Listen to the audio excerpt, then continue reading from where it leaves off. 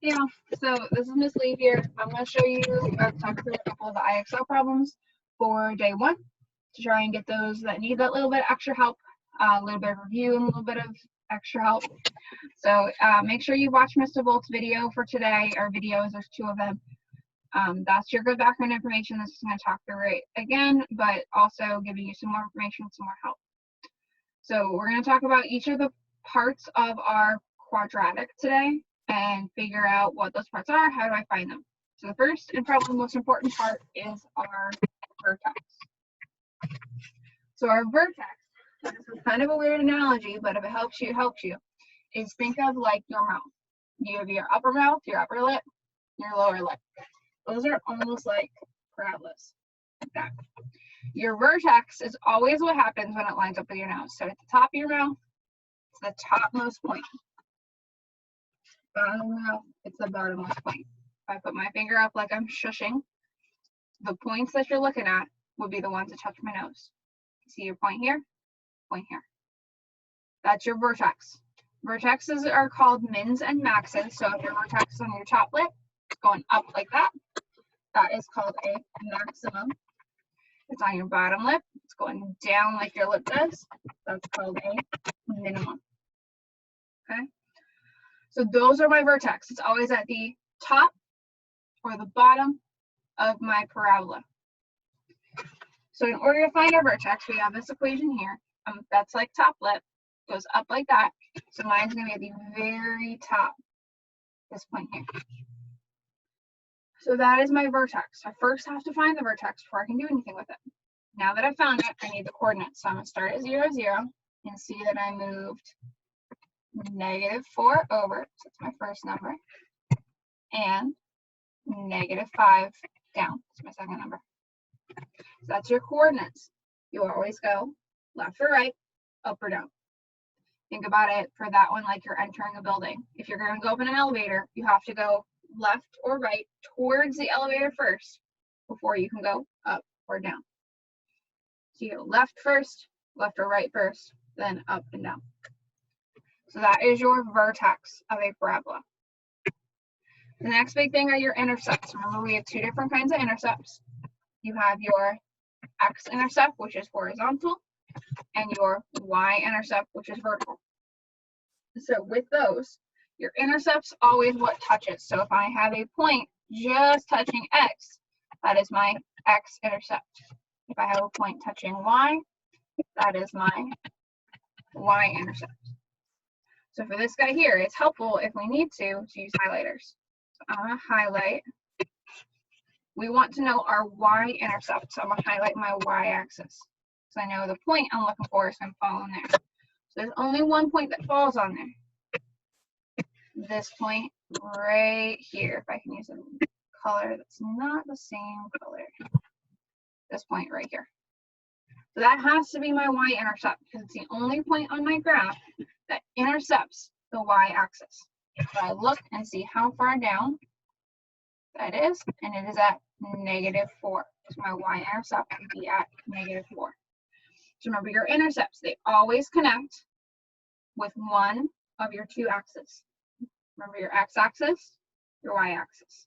The intercept is just the number of places it's on that axis. So for this one, it's -4. So this will probably be the hardest thing we have for this day, is the axis of symmetry. Just think back to the first slide. We have our vertexes that are the top and bottom of our parabola.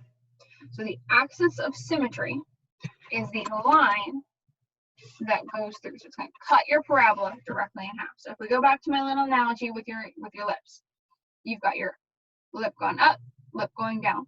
Your axis of symmetry is the finger you hold up that touches your nose. Your axis of symmetry is always going to cut it, just like that. So in order to find the axis of symmetry, there's a few steps. Step 1, find your vertex. So just like we did before. So I'm going to look on here, and then my vertex is going to be right in the center. Step 2, draw a line.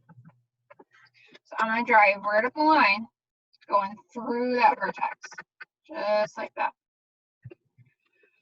In step 3, you're going to find the number. And what I mean by that is essentially you're going to find what number that y line intercepts your x line. So this one here, my y line intercepted my x line at 0. So that's going to be my number. The important part to remember is that number always goes with x equals 0. So that's that line. It's going this way because it's a vertical line. It's x equals 0. So my shush, x equals, and I find that number. So you find your vertex, you draw a line straight up and straight down, and then wherever on the x-axis that hits, it is that number. So just to put in a kind of different example, if my line would have been out here, that would have been at x equals 9. I still have the x equals, but wherever that number hits, that's what number goes with it. So that is your axis of symmetry. It's easily the hardest thing we have for this day. And our last one, minimum value. So this goes along with your vertex as well. So remember, our vertex is our mins or maxes. So if we have our 2 different kinds of parabolas, I'm sorry, I'm so bad at drawing them. We have this one that's going to look like a max, which is the highest. And this one's going to look like a min. Max and a min. So when it's asking for that value, you're going to, again, first find your vertex. So remember, my vertex is right at the top or bottom. Top or bottom. This one's at the bottom. So I'm going to look for the number that is going up or down. So I'm looking for a number on the y-axis. Whatever the smallest number is, it stops at. So this one goes to right there. That's what number goes here. That's your minimum value. How low does it go? So to give it another example, let's say my parabola was like that. My vertex would be right there. I didn't draw it very well, but my vertex is right there. My minimum value would be at -5, because that's where the smallest value it goes to. So you see how finding that vertex is the first thing. As long as you can find that vertex, you can find the other parts. So remember, for this IXL activity, you need to do at least 10 problems and get at least a 75% to get the full credit. Okay? If you have any questions, please let me know.